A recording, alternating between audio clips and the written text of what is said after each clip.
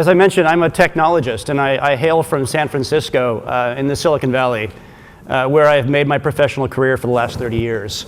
And while my background is in electrical engineering, I've spent the last 10 years focused on real estate and the problems within it. And I'm a part of a generation of new tech companies today, which are now broadly being referred to as CRE tech. And so I was asked to speak to you as my esteemed audience and also my customer base on the topic of disruption. I've slightly reframed that topic, and I'd like to frame it as revolution and the place that technology is now playing in the real estate industry in an interesting time frame. In fact, Alice in the last panel session talked about the 4 industrial revolutions. I refer to them as economic revolution points. And the reason why I think it's an interesting starting point for our conversation today is that during those 4 periods in history, we'll call them periods of economic revolution, things changed at a far accelerated pace. While invention and technology is a persistent thing in mankind, during these 4 periods of industrial revolution, the rate of change accelerated dramatically. And the impact across the social landscape, the way society is organized, was radical. And in those 4 periods of economic revolution or industrial revolution, there were really 2 driving paradigms that really shaped and influenced the changes during those periods: an energy paradigm and a communications paradigm. And so if we look at those 4 periods of history and briefly illuminate those, in the first industrial revolution, if you will, it was the emergence of an energy paradigm based on agriculture. It was stored grain, the ability to have food energy located in a single place and not have to hunt and gather. And we had the emergence of written language. And the convergence of those 2 things around that period 10,000 years ago brought us the city-state. Hunting and gathering ended, and we organized society around cities. Jump forward to the first industrial revolution, and the energy paradigm was the steam engine. The ability to harness 10,000 horsepower in a relatively small location and power factories and vehicles and the like. And the communications paradigm was printing really hitting its stride. Thank you, Mr. Gutenberg. Step forward another 100 years, and we had the first electronics-based revolution with the invention of the telephone, or the first wave of electronics communication. And the energy paradigm was internal combustion, petroleum. And with that, again, all aspects of society changed at a far accelerated pace. Now, I bring up these 3 prior points in history because I contend that today, here 2016, we are in the dead center of another economic revolution. And if you subscribe to my casual theory that there are 2 sort of framing parameters, an energy paradigm and a social paradigm, then it's interesting to look at what those are today. And we've heard these themes quite a bit today and yesterday as well. The energy paradigm of today is really about sustainability. And the communications paradigm is this fuzzy, noisy, confusing, because it's still changing, realm of social networks. And so with those 2 things as the constraints, we can better predict the nature of the way that society is going to be recast. And in particular, within real estate, we can better predict the nature of the technologies that are going to emerge and the constraints that they have to work within. Technology applied into real estate has to work within the constraint of sustainability. And technology applied within the real estate industry is going to leverage the communications concepts based on social networks. So a bit of this is already in play. From a sustainability standpoint, in fact, in play here in Paris, just last month, we saw sustainability take an enormous stride forward with COP21, right? And a rallying of over 200 countries around the realities of climate change and the need to firmly set these as constraints in terms of how society is re-engineered. We also have, on the social communications front, a very noisy and clouded space, but an incredible rate of change happening. Technologies and platforms like Facebook and Twitter and WhatsApp and Viber, Instagram, the Airbnbs and the Ubers of the world, all enabled by underlying social communication technologies. In simple terms, the practical reality that every individual now on the planet with a smartphone, and that's well over 1 billion now, is connected and can connect individually to others. We've consumerized connectivity and communications. And the business structures and the social policies and the infrastructure that are being built on that are vastly different based upon that ability. For example, if we look within the working life of the customer that is the lifeblood of the real estate industry, the business person, those underlying concepts of social networks and sustainability have led to an emergence of a whole new set of ways that the typical business person carries out their average day. And most of these are based upon marketplace concepts that operate on someone's phone. Uber, for example, talked about many, many times today, which is now for every individual business person their private driver. A company that didn't exist 5 years ago, now worth $62 billion. Postmates and a number of other companies like it have become the private chef, another solution sitting in someone's pocket that allows them to hail food and have it delivered to where they are, just as if it was an Uber. Upwork, a marketplace of labor that effectively operates as my private workforce, the ability to reach into your pocket and hire on a task-by-task basis a professional somewhere in the world to carry out an activity. Airbnb, my private castle. Right? Again, the ability to reach into my pocket and transact with several clicks a unique, non-anonymous personal workspace or personal lodging space on demand. And then our place in this world is the analog to all those things, but it's my personal office. I'll talk more about what LiquidSpace is doing, but across the board now, something radical has happened in the last 5 years alone. We've consumerized the nature of the services that professionals are tapping into on a day-to-day basis. Most of these functions used to be provided by the company they worked for, and now they're being provided by third-party marketplaces that allow personalization to happen, again, based on a phone in my pocket. We need to brace ourselves during these periods of economic revolution because revolution can be messy. A couple of economic revolutions ago, here in Paris, of course, storming of the Bastille, a very, very messy period, a bit of the losing of the heads. More recently, again here in Paris, the Uber revolution was a bit messy around the fringes. Change can come violently fast and quite suddenly. Just 3 weeks ago in San Francisco, Yellow Cab, which was the dominant taxi company, filed for bankruptcy. And in the blink of an eye, Uber, which again didn't exist as a company 6 years ago, has not just forced the pre-existing industry into bankruptcy, but it has more than tripled the scale of that industry. The taxi industry before Uber, before Lyft, was a $140 million industry. Uber today in San Francisco alone, or actually in 2014, in San Francisco alone was a $500 million business. So technology has not just displaced the prior guard, it has actually grown the market by almost an order of magnitude. It's tripled the scale. It's created new users of a transportation modality that didn't exist before. So let's now start to walk into real estate and take some of these principles and apply them. Referencing the best-selling novel of all time, which tells the story of London and Paris, Charles Dickens and his Tale of Two Cities, it opens with a rather famous statement: it was the best of times and it was the worst of times. And I think this is an apt metaphor to lay on top of real estate. I know as I considered applying my technology career toward real estate, I was conflicted because I saw both the best as well as the worst before us.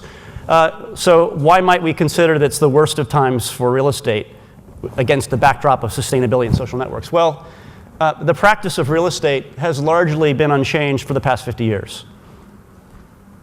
I buy long-term fixed commitments to large amounts of space via leases that require attorneys and thousands of dollars of fees. It takes me 6 months to do so. And once I do, I'm locked into a contract that is far longer in commitment than the typical half-life of a company. That model hasn't changed in 50 to 100 years, not to mention the physical waste associated with it. We have an abundance of space that's contributing over 50% of the carbon footprint. The built landscape is the primary contributor to the climate change challenge that we all face. And the actual real-time utilization of the wonderful buildings that we create, even the green ones, is dreadfully low. And the changing norms in the usage of space are only increasing that effective abundance. When I started my career in a cubicle in Santa Clara, California in 1988, the typical allocation of space per employee in the US was 250 feet. At WeWork today, the typical allocation of space is 50 feet per employee. Walk across any of Accenture's 400 buildings around the world, their average allocation is less than 50 feet. So the norms that are being applied across industry are radically compressing the amount of space that's needed, yet we've continued to build more capacity. And lastly, with the advent of mobility, ubiquitous connectivity, and the emergence of a myriad of new places where work can happen, from the British Library to co-working spaces to park benches and airport lounges and Regis's, people are actually leaving work to get work done. Companies are embracing mobility as a workplace practice, and those buildings and those cubes, however compressed, are actually being used even less. So by these standards, it might well be the worst of times to be in the business of real estate.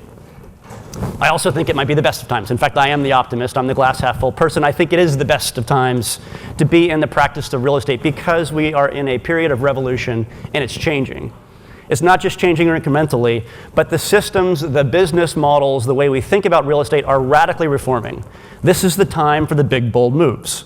During economic revolutions, we replumb the way society works. So it's a time to be bold. And with that, there is a renaissance of technology now being applied to CRE, or to commercial real estate. In fact, it has a category name in Silicon Valley. If you drive up and down Sand Hill Road, where most of the US venture capital lives, CRE tech is now an understood portfolio category. And there are over 75 new companies that have launched into the scene as commercial real estate tech inventors. And they've drawn a tremendous amount of capital from a number of very familiar folks within the real estate world. So there's reason for hope. The large asset owners, the service providers, the investors are applying dollars into commercial real estate technology, understanding that change can come. And broadly speaking, I recognize, I'm somewhat new to ULI. I know that a large portion of this constituency are indeed the asset owners. You stand to gain the most from this. Much of this technology is applied to improving the efficiency and the profitability of how you operate your companies. And with that, we're starting to see the emergence of what I and a number of other folks within the CRE tech world are loosely referring to as a CRE tech stack, or a stack of solutions that collectively can allow an asset owner or an investor or an occupier even to transform the way that they use real estate and the way they profit off of it. There are emerging technologies like Floored that are all about visualization, allowing that process of seeing and touching and touring a space to be something that can happen through the web. Not just with rich visuals, but also augmented reality. So companies like Floor are allowing people to visit, tour, and decide to buy a space without ever having to traffic it. Analytics, companies like CompStack and Reonomy are using concepts like the cloud and databases that live in the web to put the important information that you need in front of a buying decision or an investment decision. To take away the clamp hold that CoStar has had on data and allow it to be accessible, whether it's to a lender, to a broker, or to an occupier. From a lease administration standpoint, asset owners are benefiting tremendously now from two new startups, Hightower and VTS, that are putting the lease administration process, again, online, and doing away with the myriads of paper and spreadsheets that you've had to manage to try to keep track of the status of your properties. In the operations realm, Honest Buildings, automating the myriad of relationships that go along with keeping the lights running and the chillers cooled within buildings. The operations backend, again, moving into the cloud. In our particular slice of this world, our slice of the world is about online rental, or was asked about a number of times, a new business model for how real estate trades, with a focus on improving the actual asset utilization of the existing built landscape. So with that, I'll talk a little bit about our business and our practice and how it relates to building owners. So our view of occupiers, our mutual customer, is that it's an epic journey. Last year in North America, there were 440,000 new companies formed. They were ideas, individuals that wanted to begin a new company. And early on in their growth, in their awkward early adolescence, as they moved into startup phase, they run headlong into the traditional commercial real estate industry that hasn't changed in 50 years. An industry that wants to take a young startup that might be 2 or 5 or 10 employees that will likely double or quadruple or grow 10x in 18 months. The real estate industry tries to put them into a model that says, spend 6 months with me touring properties and sign a 5 to 10-year lease. Our particular area of practice at LiquidSpace is with companies and teams that are in this awkward adolescent phase. Outright startups, as well as teams within larger businesses. Teams ranging from 1 to 50 or 1 to 100 employees. What we see in the market, and I touched on it already, is that the traditional lease model simply doesn't apply to the realities of startups or high-growth teams. It could be a 10-person consulting team from Accenture that has a project term of 2 months, or it might be a 10-person startup that's just graduated out of an incubator, raised its first funding, and quite likely could be 50 employees in a year. For any of those instances, the real estate model that puts you into a fixed amount of space for a fixed term forces you to make a really uncomfortable decision. Do I pay for more space than I need and burden my young growing company with real estate costs when I might rather be paying for more employees? Or do I inhibit my productivity and deprive my team of space? So the model simply doesn't fit the dynamics of growing teams. So the solution, or what was needed from our point of view, was a marketplace that could uniquely connect individuals, professionals as individuals, startups, and growing teams to space on flexible terms that matches the practical realities of their size and their growth rate. In simple terms, allowing space to be something that can be transacted for a term as short as an hour. So if I want to conduct a meeting in Midtown Manhattan next Thursday at 2 o'clock, and I'd like a professional space to do that, or a term that could be months or even years. All of those terms, mind you, being far less than the typical model of real estate. And to facilitate that, we've built a digital marketplace that connects teams and individuals to a rich array of space opportunities. Not just the co-working spaces that we've talked about quite a bit, the WeWorks of the world, but office centers, even private occupiers that have excess space to share, and now most recently, building owners directly who are taking smaller vacancies, encumbrances, and plugging them into this digital marketplace to connect with those occupiers. So for us, this means we have crafted relationships with institutional portfolios like Swig, with startup companies by the hundreds, firms like Splice Machine, with the largest brands in the office center world like SurfCorp, and even the co-working names du jour like WeWork and hundreds of others, all plugged into our platform. You might think of this as an Airbnb of office. Now, in order to facilitate that and make it work, the challenges in real estate are quite different than those are in housing or in transportation. And there really were two innovations necessary, or two steps forward necessary for this to work. This is part of the reason why real estate as an industry has resisted tech-enabled change. The first aspect was there was a need for a new legal framework. The business model of real estate is time-consuming. The alternative is to move away from a lease model, which is in every transaction a custom negotiated document for which I need a broker's expertise and a lawyer's oversight. The opportunity in the way we've approached this is to convert that lease into a standardized and a fair and transparent and balanced license model, and one that's embedded into every transaction in our platform, which now numbers over 30,000 a month. So now with my phone, I can reach in and browse properties, whether it's by the hour or by the month or by the year, and with a click of a button at the appropriate time, transact that space via a license model, with the trust that that model has been adopted and crafted and influenced by not only asset owners, but occupiers, large companies and small, the Marriotts and the WeWorks of the world that use our license model, and institutional portfolios as well who've contributed to its legal lease. The challenges of the traditional lease model, of course, it's costly from a time standpoint and a fee standpoint, and it's extremely time consuming. The typical transaction cycle for a long-term lease, including the time hunt spent with my broker, is 4 to 6 months in the States. I don't know if that's fast or slow relative to European standards, but for a startup that might grow half again or twice as much in the course of 6 months, spending 6 months simply trying to negotiate and find my space is completely incongruent to the pace that I'm growing my company at. The alternative, a license model. A click-through agreement, but one that has been crafted uniquely for the needs of real estate and can be transacted instantly. We've taken a 70-page lease agreement and turned it into something that's 10 pages long, that's written in the language that people can understand without the interpretation of their attorneys, and is available to download if necessary. So one of the innovations that was necessary was a new legal framework to take away the friction associated with leasing.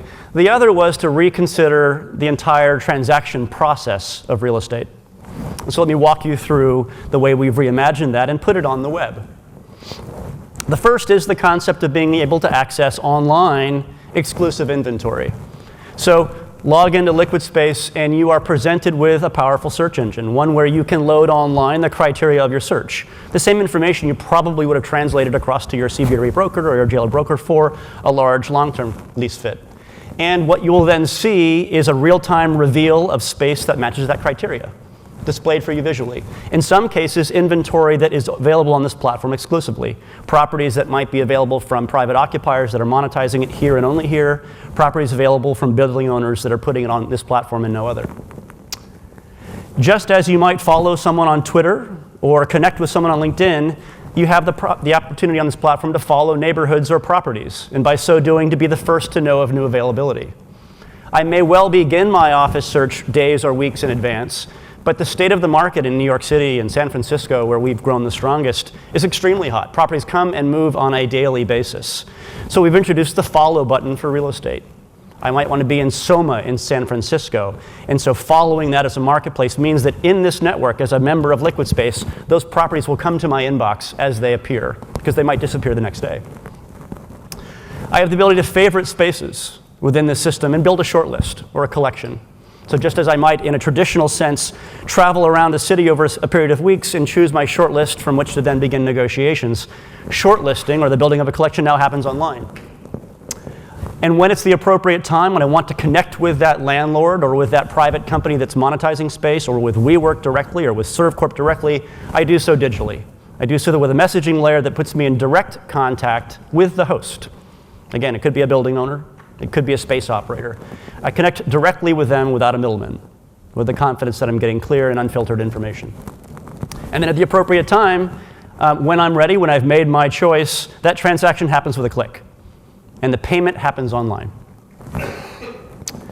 So the most recent constituent to join our business has been the building owner. We began 5 years ago by putting meeting rooms and day offices online. And for the first several years of our existence, we were a ubiquitous network of meeting spaces. Reach in your pocket, book it by the hour or by the day. 8 months ago, we launched into longer-term space transactions, offering the opportunity for asset owners to monetize space for terms or durations that they control that could be as short as a month or as long as 3 years. And with that, that presented a very interesting opportunity for asset owners, specifically to be able to monetize or bring activity to the 5+%, and I think I'm being quite conservative there, the 5+% of nearly every portfolio that is chronically vacant. The remainders on floor plates, the encumbrances that might have 2 years of tie-up, the poorly positioned spaces that might not have the natural light that long-term tenants want, or the hard-to-lease spaces. All of that inventory, intrinsically, is of the scale that is ideally suited to smaller teams that are growing rapidly. So now, for the first time, an asset owner that may have been contented with 92% occupancy as the high point of economic occupancy in a portfolio has the ability to look at that extra space and see two things. They can see the ability to activate that space and bring more energy to a building. They can monetize that space. So I guess the third thing, that monetization also then translates to young, growing teams within their building that are nurturing and can become the longer-term tenants of the future. So in essence, they're building a marketing pipeline of future tenants using the small spaces that have been sitting idle for years. But that's not the only opportunity within a building. If we talk about densification, there's actually an exciting densification opportunity within a single building or within a portfolio. The first piece of that is the direct vacancies that building owners have that they've written off for years because there hasn't been an efficient model to bring occupancy to them. That's their own encumbrances and remainders.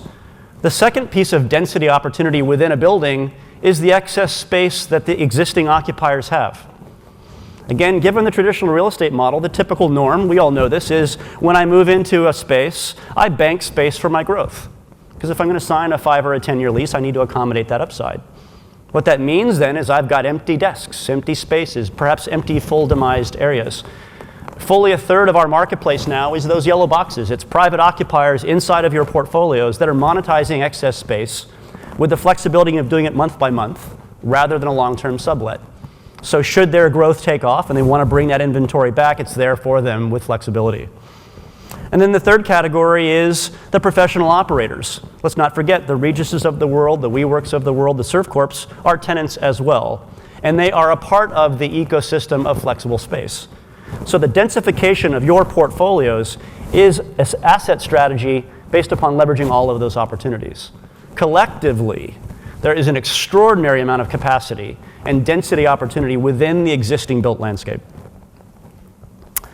A more recent evolution for us to take additional friction out of working with portfolios has been the posture we've begun to take where we become the master lessor of all of that excess space. So I'll come to you and say, show me all of the individual spaces in your portfolio of 5,000 square feet or less. I will become the lessor. I'll sign a lease for you so that that transaction happens on your legalese. We'll embed within that lease the license model that we'll use to present that inventory to the end market.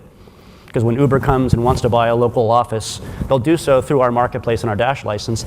And that license inventory, that license revenue will flow to your P&L, to your balance sheet as lease revenue.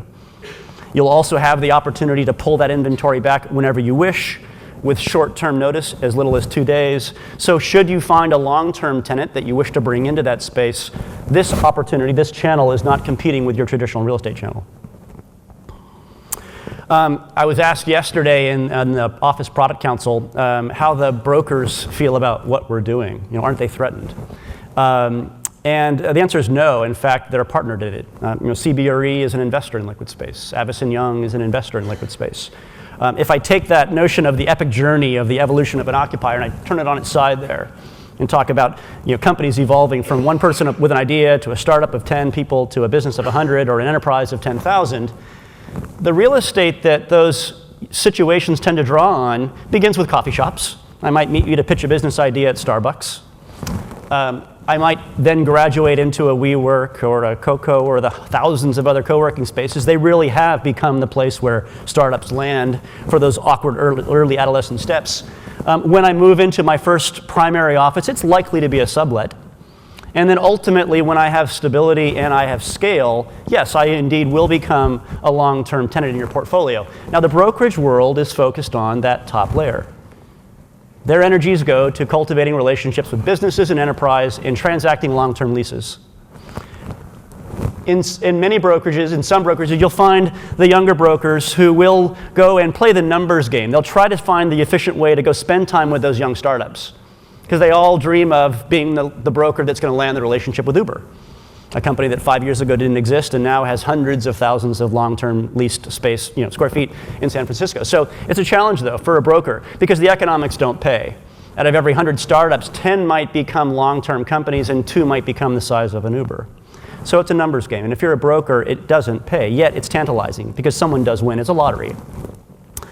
Now, on our end, we start at the other end of that stack. We're the solution that those dreamers with an idea are using to book a meeting space to pitch an investor. We're the solution that those startups and growing teams are using now to book the team space where their companies live during those months and early years of growth. And so with that practical reality, there's a very natural relationship between what we're doing as a channel and as a platform and that of the brokers. In fact, just 2 weeks ago, we launched a platform that allows brokers to become members of the LiquidSpace network, to channel the small occupier requirements and channel the small spaces that they represent on the landlord side into this platform, to be able to put automation behind the nurturing of those relationships, and to be able to stay in the loop and be notified downstream when those small companies become larger ones. So we now are doing an automated handoff of growing company demands back up to the brokers at the same time that companies like CBRE and Colliers are feeding small office requirements into the platform, letting technology do what it can do well, which is bring efficiency to small transactions, and allowing and actually inviting the involvement of expertise for larger complex transactions. So drawing toward a close here, there were lots of prognostications about what the future will hold. I can't resist. I'll lay out a few that I think will likely happen and frankly that need to happen. So I'll put a time zone on these. This is 2020. So I say beyond, but I firmly believe that what I'm about to share is a necessity and a likelihood in the next 4 years. So the first is 50%. 50% of office transactions, occupier transactions, will be happening online. Tens of thousands of them are already happening every month, by the hour, by the day, and increasingly by the month. And I think that genie is out of the bottle. I think the efficiency that comes with this, combined with the dramatic shift towards smaller and flexible occupancy demands, we will see a dramatic move toward online becoming a primary channel of real estate transaction. The other plays on a theme that we've heard from economists for 50 years, and it's the notion of peak this or that, right? Fairly clear now, especially today with oil dropping another 5%, fairly clear now that peak oil, if not a reality yet, is something relatively near. Likewise, there's talk of peak car. And with recent moves, including General Motors' $500 million investment in the number 2 car sharing company, Lyft, there's clear evidence that the old guard, if you will, the vehicle manufacturers, are making the big bet on autonomous cars and ride sharing. which will only fuel what I think is an inevitable move toward peak car. And I actually think far sooner. I mean, I agree with the observation that was mentioned in the earlier panel that governments are behind from a legislative standpoint on this, but technology is pernicious, and consumer demand for this, I think, will be extremely large. And it's not just GM and Lyft. Uber's playing this game. Apple's playing this game. Google is. I think you will see widespread deployment of this by 2020, if not earlier. And so with that, let me introduce what perhaps might be a radical thought, which is peak office. I touched lightly earlier on what we see as the dimensions of underutilization. But I contend that sometime in my professional lifetime, in fact, I think we may see it or look back upon it happening within the next 4 or 5 years, we will see peak office. And a transition from an asset-driven approach to the built landscape, where capital was relatively accessible, debt was available, and profit was based upon putting inventory out onto the planet, a shift into what I like to refer to as a great era of unbuilding, where user-centric development strategies are the driver, where the new practices are developed from an architectural standpoint and a developer standpoint that bring efficiency to us reharvesting the existing built landscape. Whether it's sharing the extra desk in a company that doesn't use it right now, or whether it's taking an existing brownfield building and making it viable. We have to make that a cheaper alternative to simply scraping it and building anew. So I believe peak office is very much a reality for us. And with that, I'll say thank you and leave you with a simple statement, which is the why that my team all wakes up to every morning. This might seem a bit touchy-feely for you, but this is our why, and it's more happy people working in fewer buildings. The planet smiles. Thank you.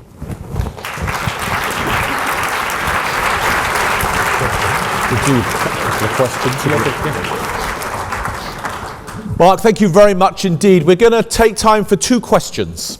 I'd like to give people a chance to put some questions to Mark. You've raised this issue of peak office. One obvious question is, what are we going to do with the real estate that's going to release, which will be very interesting. But anybody else want to come in?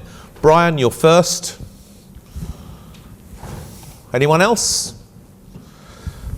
Roger, you're second. Great, thanks for a great presentation. Brian Kilkelly at Climate Kick. So we were just in Paris here again a couple of months ago at COP21, and a lot of talk about cities being the solution to climate change. And it strikes me that if we can really make this happen quickly and fast, then this could be a big way of reducing emissions. So great to hear about what you think, and how can we kind of work with you to take this to the next level to make sure this happens as fast as possible. Well, sustainability was the seminal motivation that I had behind launching this company 5 years ago. Unfortunately and frustratingly, for the first several years of LiquidSpace's existence, there wasn't much of a receptivity to that sustainability principle behind it. Right? But I think it's unequivocal that if we can increase the sharing of the built landscape, there are dramatic building-based sustainability impacts. In addition, let's also recognize that the notion of giving choice to employees on how they work and where they work, and in particular with space on demand by the hour, by the day, which is the foundation of our business, I may now allow you to spend time working at a location that's more convenient for you. That might mean avoiding an hour commute on a given day or working closer to a client location. So there's a great many aspects that tie together within the notion of workplace mobility and the repurposing of space. So to the question of how we can work closer, perhaps that's a conversation to extend. Thank you. And also, I guess, principally, Mark, vastly reduced human traveling to offices that are in rigid locations. Yeah, my team is fully distributed. I've got an engineering team in Belarus. I've got a cluster of employees in San Francisco, Minneapolis, Los Angeles, New York. We live on web conferencing tools, right? And so my employees work where they want to, when they want to. Half of them are probably working from home on a given day. And we're not alone in that. There's a generation of companies that are eschewing the traditional office.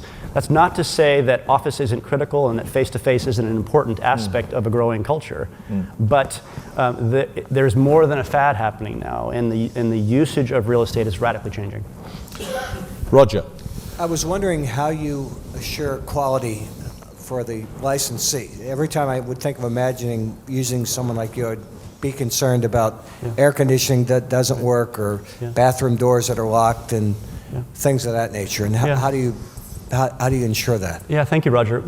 Fortunately for us, we were able to bring a real estate business model to market that leverages a lot of the consumer modalities that are familiar to travelers, right? The notion of a review, right? Whether it's a restaurant or a hotel, I know before I planned my trip to Paris, I was scanning the reviews. Right? And that influenced, along with my restaurant choices for the rest of this week, I did so based upon crowd feedback, consumers who had rated properties. So one of the very first things we did when we launched LiquidSpace was put a review function onto it. So every space in our marketplace now carries customer reviews.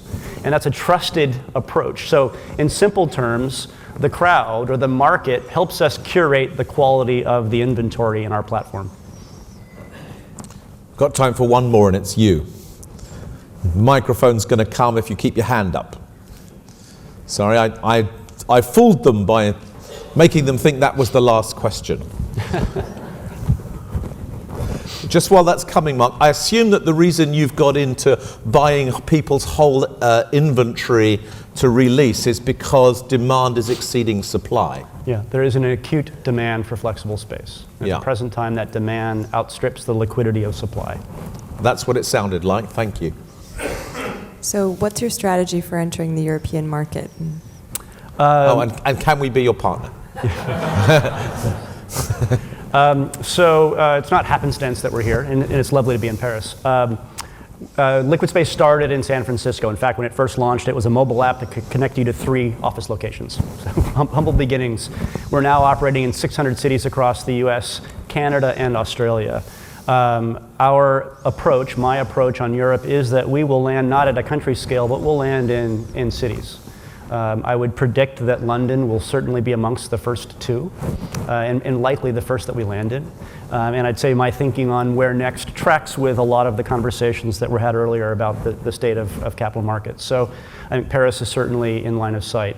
And again, we have the benefit, or the good fortune, to be able to follow in the footsteps of other web-based marketplace companies, whether it's Uber or Airbnb. And so there's an established familiarity with this type of customer transaction.